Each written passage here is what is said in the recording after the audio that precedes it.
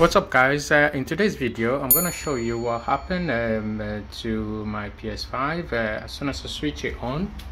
As you can see there, it's on, but the TV's got a blank screen. So what I found, what's the fix is at the moment, so is it just to press and hold the power button for about 10 seconds and the PlayStation will switch off. Just press and hold, you hear 2 beep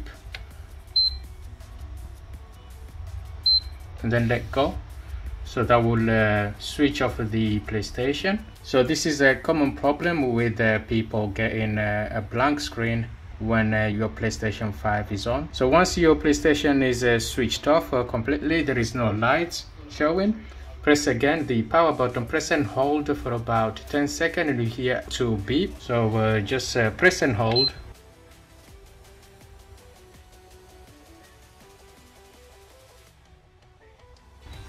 And here this is the second beep, so let go.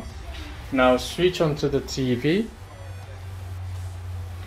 Then it's asking to connect the controller using the USB, so that put the PlayStation to fast boot mode. So plug the USB cable which come in with the phone, or you can use the USB-C to USB-C cable, so I'm just using that for now. Okay, the cable is now plugged in. So once your cable is plugged into the PlayStation 5, you just press the PS button and you get to the screen, and then you use the arrow up and down to scroll. So you need to go to change video output and then press the X to select on the controller, and then go down to where it says change HDC mode and press X, and then change that to HDCP 1.4 only, and then OK to restart your PlayStation.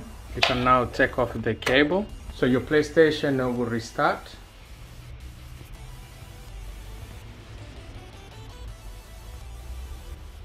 And there you go, yeah, it's on. So if that doesn't fix it, you might need to go back to the safe mode screen and then alter the display resolution. Yeah, let me know if you have any other solution, or if how you get on, if that sorted your PlayStation from showing a black screen on your TV. If you find this video very useful, please give us a thumbs up, and don't forget to hit the subscribe button and enable notification for my latest video. Thank you for watching, stay safe, and I'll see you on the next one.